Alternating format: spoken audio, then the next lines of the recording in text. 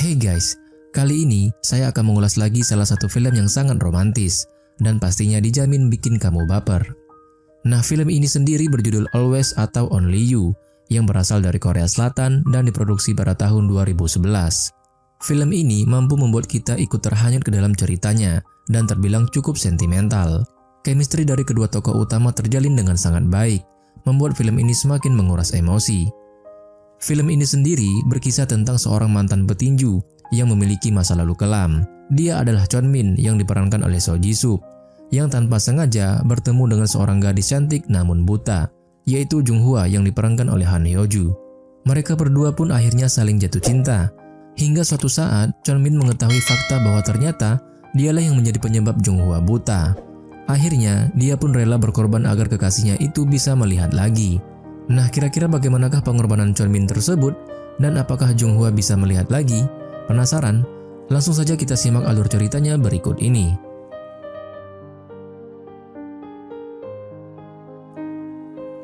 Seorang pria bernama Chol Min sedang bekerja mengantar galon air mineral ke sebuah gedung. Setelah mendapatkan upah, dia segera berlari menuju suatu tempat.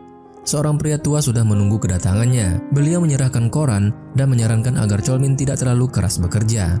Pria tua itu segera pamit, karena ini hari terakhirnya bekerja sebagai penjaga parkir dan akan segera digantikan oleh Chol Min. Ketika sedang menonton TV kecil di ruangan yang sempit, tiba-tiba seorang wanita muncul dan langsung duduk di sampingnya. Chol Min heran saat wanita itu menyodorkan 2 buah jeruk dan makanan, karena dia tidak kenal dengan wanita itu. Chol Min memperhatikan kalau pandangan mata wanita itu tidak fokus dan langsung mengerti bahwa wanita itu tunanetra atau buta. Chol Min akhirnya bicara dan bertanya pada Jung Hwa tentang siapa dia. Dan saat mendengar suara asing yang tidak dikenalnya, Jung Hwa langsung terkejut. "Kau siapa? Kemana kakek?" kata Jung Hwa.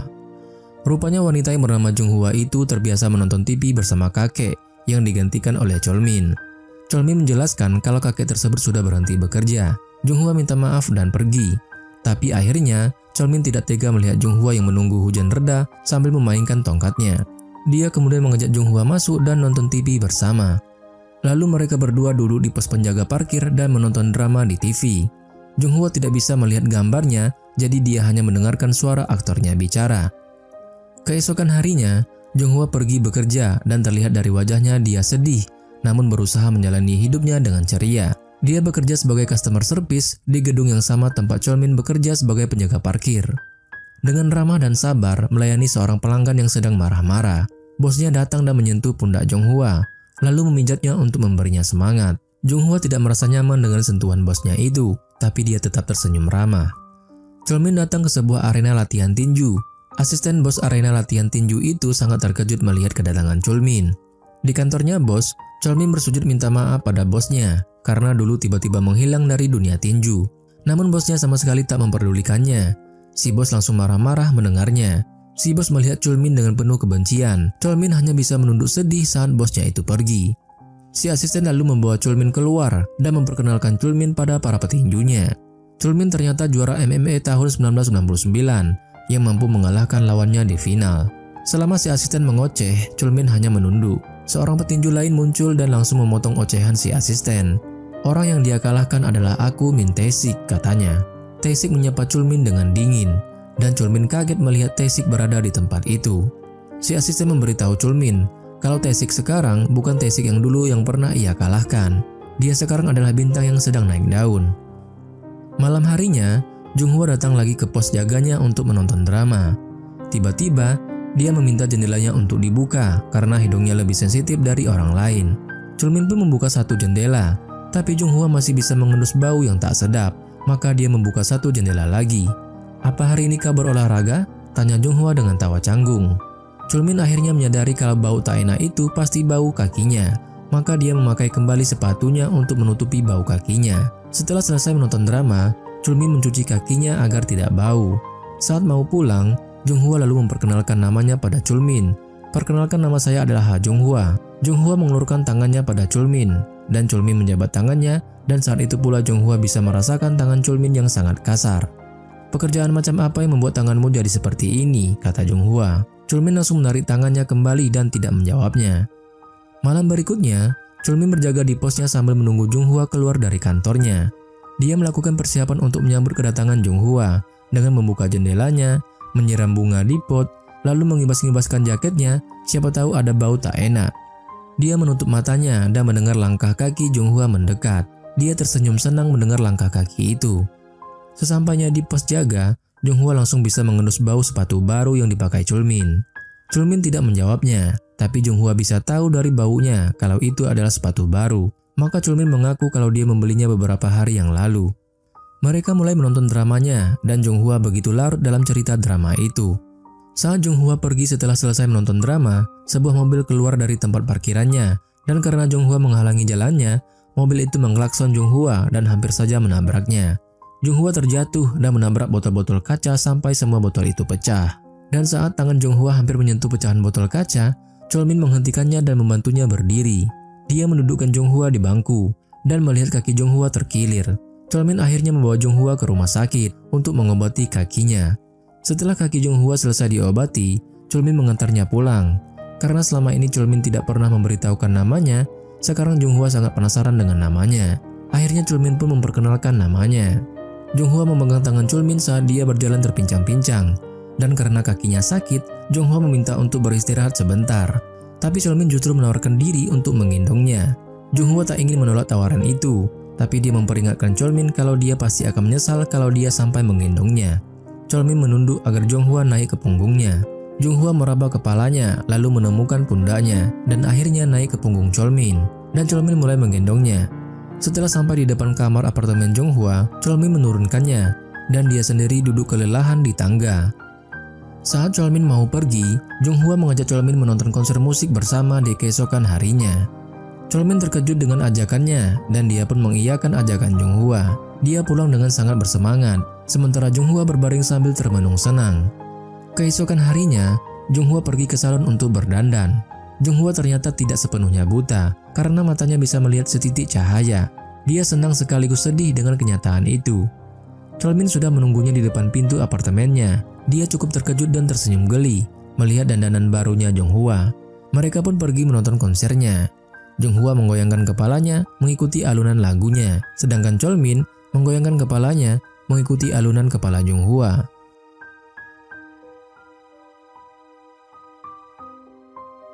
Keesokan harinya, Jonghwa berusaha menjalani kehidupan sehari-harinya, melayani telepon keluhan pelanggan dengan penuh kesabaran. Chulmin menemui bos tempat latihan tinjunya dan si asistennya di sebuah warung jalanan. Suasana di antara mereka sangat canggung. Biarkan aku menanyakan satu hal saja. Kemana kau selama ini? Tanya si bos. Chulmin menuangkan minuman untuk si bos, namun dia tetap diam. Dan saat si bos mau pergi, akhirnya Chulmin menceritakan masa lalunya. Aku di penjara selama 4 tahun 3 bulan. Si bos dan asisten kaget mendengarnya.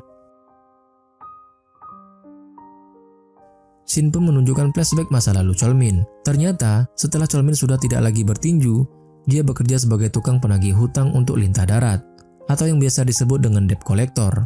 Dia menunggu targetnya di depan sebuah toko, dan ada seorang pria lewat. Chulmin langsung mendekatinya, dan saat itu pula pria tersebut melarikan diri. Saat pria itu merasa terpojok, dia mencoba melawan. Tapi Chulmin jauh lebih kuat darinya, dan langsung menghajarnya sampai babak belur. Chulmin lalu membawanya ke apartemennya. Dia melemparkan beberapa uang koin pada Chulmin, karena hanya uang itu yang ia punya. Dan saat Chulmin ingin menghajarnya lagi, tiba-tiba seseorang mengetuk pintu kamar apartemen itu. Kembali ke masa kini, Chulmin mengunjungi pria yang pernah dipukulinya itu. Dia termenung melihat pria itu yang sekarang terbaring lumpuh, dengan bekas luka bakar di sekujur tubuhnya.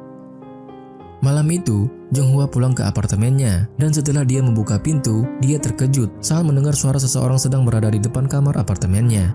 Bosnya ternyata memang sudah menunggunya sedari tadi sambil minum. Dia datang karena selama ini Jonghwa selalu menolaknya. Setiap kali dia mengajaknya berkencan dengan alasan ada janji, dan sekarang bosnya itu tahu kalau Jonghwa selama ini berbohong. Bos itu tiba-tiba masuk ke kamar apartemennya dan mendekat ke Jonghwa. Dia berusaha memeluk Jonghwa, tapi Jonghwa langsung melawannya dan melukai wajahnya. Perbuatannya itu malah membuat si bos semakin marah dan langsung menampar Jonghwa. Saat si bos berhasil menangkapnya dan hampir saja memperkosanya, Chulmin datang menyelamatkannya. Dia langsung menghajar si bos itu. Si bos berusaha menghindar dengan memberitahu Chulmin kalau dia adalah bosnya Jonghwa. Namun Chulmin kembali memukulinya dan mencekik lehernya. Dia mungkin akan membunuhnya kalau Jonghwa tidak menghentikannya. Maka sebagai gantinya, dia mematahkan jari-jari si bos. Dia menutup mulut si bos untuk meredam jeritanya. Setelah si bos pergi, Cholmin mengecek keadaan Junghwa yang bukannya berterima kasih malah marah-marah karena apa yang barusan dilakukan oleh Cholmin itu bisa membuat Junghwa dipecat. Cholmin bingung kenapa dia masih mau bekerja di perusahaan seperti itu.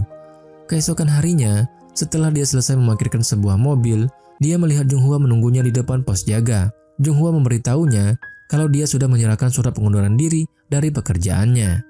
Hatiku merasa sangat sesak.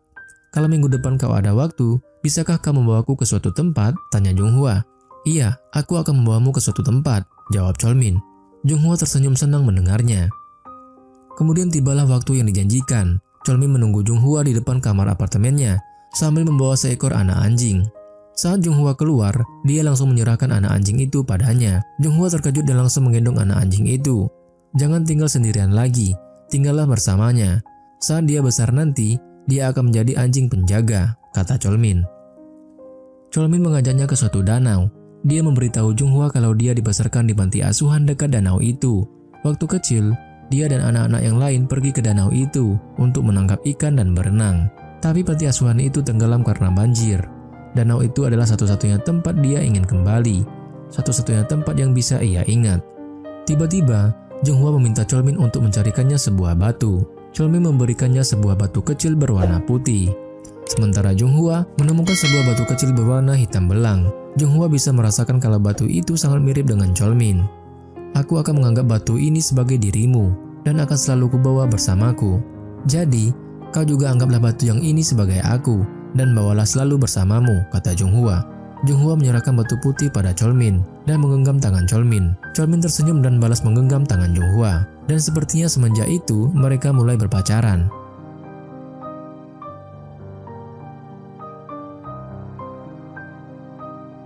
Kemudian suatu hari, Cholmin datang dan mengejutkan si bos tempat latihan tinju dan asistennya karena dia memutuskan untuk kembali bertinju. Maka mulailah Cholmin menjalani kehidupannya dengan lebih beragam seperti bekerja, latihan tinju, olahraga, berkencan dengan Junghwa, dan merenovasi kamar apartemen Junghwa. Setelah cukup latihan, Cholmin kembali bertanding dan selalu menang dengan mudah. Malah pernah ada yang dia kalahkan hanya dengan satu tinju. Sementara Cholmin bertanding, Junghwa melewati hari-harinya dengan mencuci baju Cholmin, mencoba memakainya, dan menyemprot sepatu Cholmin agar tidak bau. Mereka menghabiskan waktu berdua dengan penuh kebahagiaan. Di rumah, mereka menonton TV bersama dan berjoget mengikuti alunan lagu yang mereka tonton di televisi. Keesokan harinya, Junghwa mengajak Cholmin mengunjungi rumah duka, tempat abu kedua orang tua Junghwa bersemayam. Dia memperkenalkan kedua orang tuanya pada Cholmin, dan Cholmin langsung membuku hormat pada abu mendiang orang tua Junghwa. Junghwa lalu menceritakan pada Cholmin bagaimana dia bisa sampai buta dan kedua orang tuanya bisa meninggal dunia. Kemudian scene pun berpindah ke masa lalu. Flashback saat Junghwa dan kedua orang tuanya sedang mengendarai mobil untuk liburan keluarga tepat di hari anak. Junghwa yang menyetir, tetapi saat itu dia merasa mengantuk. Kedua orang tuanya duduk di kursi belakang. Sebuah truk datang dari arah berlawanan. Sementara itu, Junghwa melihat ada seseorang yang tubuhnya terbakar, terjatuh dari lantai atas sebuah gedung apartemen. Dan saat perhatiannya teralih itulah, Junghwa tak melihat truk yang datang dari arah berlawanan dengannya, dan menabraknya sampai membuat mobil Junghwa terpental, dan menabrak mobil yang lain sampai mobilnya terbalik. Kembali ke masa sekarang. Sekarang di rumah duka itu, Cholmin sangat terkejut mendengar cerita Junghwa yang membuatnya teringat masa lalunya saat dia ingin menghajar si pria yang punya hutang ke lintah darat tapi terhalang oleh gedoran pintu. Ternyata yang menggedor pintu adalah polisi karena ada seseorang yang melapor. Para polisi menuntut Cholmin untuk membuka pintunya. Sementara itu, Cholmin melihat pria itu duduk di ambang jendela dan menyiram dirinya sendiri dengan minyak tanah, kemudian membakar dirinya sendiri lalu melompat keluar jendela. Cholmin berusaha menyelamatkannya, tapi api itu menjalar ke tangannya dan membuatnya terpaksa melepas pria itu. Pria itu pun terjatuh sampai ke bawah gedung, dan tepat setelah si pria itu terjatuh, Cholmin melihat sebuah kecelakaan mobil yang membuat sebuah mobil terpental sampai terbalik, dan di dalam mobil itu, Junghwa melihat pandangan matanya mulai mengabur.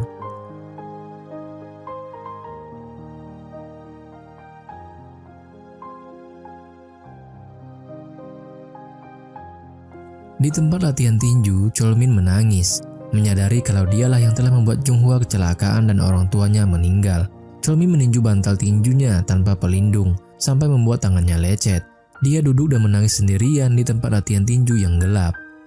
Dia pulang dan menemukan rumahnya berantakan. Dia khawatir dan langsung memanggil Junghwa, tapi cuma ada anjingnya di rumah.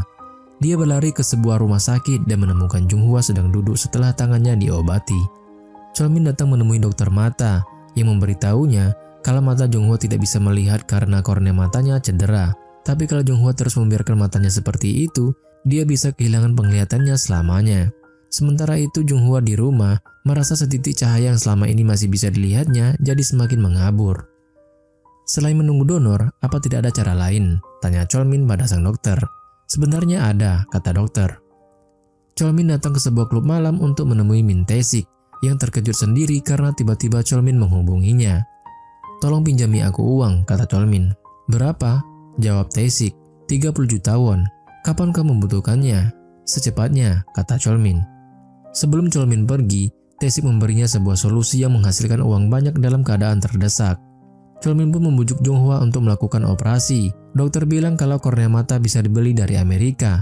Kau tahu tentang semua ini kan? Kenapa kau tidak pernah bilang padaku? Tanya Cholmin. Dari mana kita bisa dapat uang sebanyak itu? Kata Junghwa. Cholmin pun berbohong kalau dia punya tabungan. Padahal sebenarnya dia tidak punya tabungan sebanyak itu. Kalau kau tidak dioperasi sekarang, kau tidak akan punya kesempatan lagi nantinya, kata Cholmin. Kemudian Cholmin menemui seorang bos mafia yang memperingatkannya kalau apa yang akan dilakukannya nanti akan sangat berbahaya. Tapi Cholmin meyakinkannya kalau dia akan mampu menanganinya. Si bos mafia memberinya uang muka dan sebuah HP.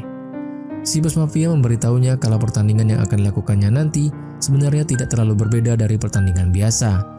Hanya saja, mereka tidak boleh ketahuan oleh pemerintah Thailand karena mereka bisa terlibat masalah besar kalau sampai ketahuan.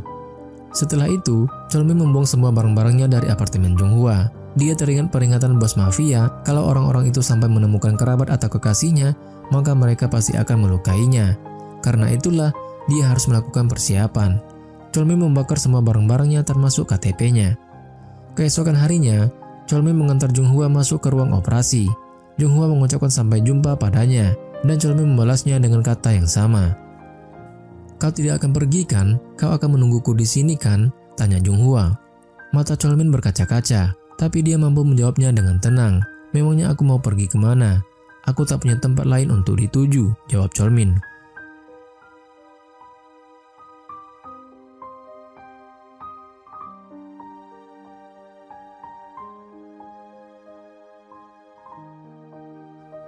Cholmin menemui seseorang yang memberikannya sebuah paspor dan identitas baru dengan nama Kim Hak-sun. Sesampainya di Thailand, dia mempersiapkan dirinya untuk bertanding di sebuah tempat yang sangat gelap seperti sebuah penjara. Pertandingan ilegal itu sebenarnya adalah tempat para penjudi mempertaruhkan uang mereka pada siapa yang menurut mereka akan menang nantinya, dan Cholmin diharuskan untuk bertarung sampai menang atau mati. Akhirnya, Cholmin pun memenangkan pertandingan itu dengan susah payah. Sementara itu, Junghwa sudah diperbolehkan untuk membuka perban matanya. Dia menangis haru saat matanya bisa melihat tangannya sendiri, namun dia sendirian di rumah sakit. Setelah selesai bertanding, saat berjalan sendirian di tepi pantai, Cholmin menelepon rumah sakit untuk menanyakan hasil operasi Junghwa. Pihak rumah sakit memberinya sebuah kabar baik, dan Cholmin banyak-banyak mengucapkan terima kasih setelah mendengar operasinya berhasil. Cholmin lalu ditelepon oleh seseorang yang menanyakan apakah dia sudah sampai ke Korea. Cholmin pun mengiyakannya, juga memberitahu orang itu kalau dia sedang berada di tepi pantai. Orang itu mengatakan kalau dia akan menelepon Cholmin kembali setelah dia sampai di stasiun Incheon nantinya. Dan tepat setelah teleponnya terputus, sebuah mobil tiba-tiba mengebut ke arahnya dan menabraknya. Saat melihat Cholmin masih hidup, para penjahat itu menusuk punggungnya dan mengambil berliannya. Mereka memberi isyarat pada bos mereka yang sedang berada di mobil kalau mereka sudah menemukan berliannya, dan si bos mengangguk pada mereka. Dan mereka sepertinya ingin benar-benar menghilangkan jejak dengan menusuk Cholmin sekali lagi. Sebuah mobil datang dari arah berlawanan. Para penjahat itu langsung mengurungkan niatnya untuk membunuh Cholmin dan kembali ke mobil mereka untuk melarikan diri, dan meninggalkan Cholmin tergeletak di jalan dan berdarah. Dan bos kedua penjahat itu ternyata adalah Tae-sik. Junghwa melakukan pemeriksaan mata sebelum dia diperbolehkan pulang. Namun perhatian utamanya bukan kesehatan matanya sendiri, tapi kabar tentang Cholmin. Junghua bahkan mendatangi polisi untuk melaporkan hilangnya Cholmin. Waktu pun berlalu begitu cepat. Scene berpindah ke 2 tahun kemudian. Junghua kini telah memiliki usaha tembikar sendiri. Saat dia sedang membuat pot-pot pesanan orang-orang, tiba-tiba Junghua ditelepon oleh seseorang. Junghua berjanji pada orang itu kalau dia pasti akan segera datang minggu ini. Kemudian minggu depannya, dia pergi ke sebuah rumah sakit untuk memijat para pasien di sana. Direktur rumah sakit datang dan memuji tindakannya itu yang selalu membantu para pasien di sana. Junghua lalu mengunjungi seorang kakek. Si kakek langsung mengeluh badannya sakit semua. Saat mendengar suara Junghua, pasien di sebelah si kakek langsung berbalik untuk melihatnya. Dan pasien itu ternyata adalah Cholmin. Cholmin sangat terkejut melihat Junghua, tapi dia menahan diri untuk tidak bicara apapun dan kembali memalingkan wajahnya. Cholmin tidak ingin menjadi beban bagi Junghua karena saat ini dia sudah menjadi orang cacat karena ditabrak oleh mobil saat di pantai waktu itu. Junghua mendatanginya tapi Junghua tidak mengenalinya karena Junghua memang belum pernah melihat wajah Cholmin sebelumnya. Saat dia masih bersama dengan Cholmin, dia masih dalam keadaan buta. "Apa kabar? Sepertinya Anda pasien baru," kata Junghua. "Dia baru dipindahkan dari rumah sakit Incheon beberapa waktu yang lalu," kata kakek sebelah. Karena Cholmin tidak menjawab pertanyaannya, maka Junghua bertanya apakah dia tidak bisa bicara. Kakek di sebelahnya mengatakan kalau Cholmin bisa mendengar, tapi sejak dia datang, dia tidak pernah bicara sepatah kata pun. "Aku akan memijatmu," kata Junghua. Dia membalikkan badan Cholmin lalu memijat bahunya, dan pijatan Junghua bisa merasakan otot-ototnya sangat kaku, namun Cholmin tetap diam. Junghua lalu membalikkan tubuhnya kembali dan mereka berpandangan. Mata Cholmin berkaca-kaca, tapi Junghua sama sekali tak mengenalinya, maka dia cuma tersenyum padanya. Junghua membalikkan tubuh Cholmin sampai tengkurap dan memijat punggungnya. Sementara Junghua memijatnya, tangan Cholmin gemetaran menggenggam sesuatu dengan sangat erat. Tiba-tiba Junghua merasa punggung pria tak dikenalnya itu seperti punggung Cholmin yang pernah ia pijat. Kemudian ia melihat papan namanya dan kecewa melihat namanya ternyata adalah Kim Hak-sun. Sementara Cholmin berusaha keras untuk menahan tangisnya. Setelah selesai memijat, Junghua mendoakan kesembuhannya lalu pamit pergi. Setelah melihat Junghua pergi, Cholmin akhirnya melepaskan genggaman tangannya dan menjatuhkan batu Junghua. Dia menangis haru senang sekaligus sedih, akhirnya bisa melihat Junghua kembali hidup normal. Beberapa minggu kemudian, Cholmin keluar dari rumah sakit. Dia tidak bisa berjalan dengan normal. Dengan menggunakan tongkat, dia menemukan toko Junghua. Kebetulan, Junghua tidak ada di toko. Di toko, Cholmin melihat kura-kura pemberiannya dan membeli bunga kesukaan Junghua. Di perjalanan pulang, Junghua berpasan dengan Cholmin. Anjing pemberian Cholmin dahulu spontan saja mengejar Cholmin dan menggonggong ke arahnya, seolah dia mengenal Cholmin, seperti insting binatang peliharaan saat melihat majikannya. Junghua heran melihat anjingnya dan meminta maaf ke Cholmin karena telah terganggu oleh anjingnya. Junghua pun berlalu pergi, sambil menangis Cholmin pun berjalan. Junghua balik ke toko karena dompetnya ketinggalan dan mempertanyakan tentang kura-kura peliharaannya. Temannya bingung karena setahunya kura-kura itu ada di tempatnya. Anjing tersebut tetap menggonggong ingin keluar mengejar Cholmin. Melihat hal itu, Junghua baru sadar jangan-jangan pria yang bertongkat itu adalah Cholmin yang selama ini dia cari. Junghua menangis dan berlari mencari keberadaan Cholmin, namun tak bisa menemukan keberadaannya dimanapun. Sementara itu, Cholmin sudah turun ke stasiun kereta bawah tanah. Junghua pun terduduk di tepi jalan dan menangis. Junghua menelepon pihak rumah sakit untuk menanyakan tentang pria pincang itu, dan direktur rumah sakit memberitahunya kalau pria itu sudah meninggalkan rumah sakit beberapa hari yang lalu. Junghua hampir putus asa mendengarnya. Namun sejenak, Junghua mengingat-ingat kembali tempat-tempat yang sering dikunjungi oleh Cholmin.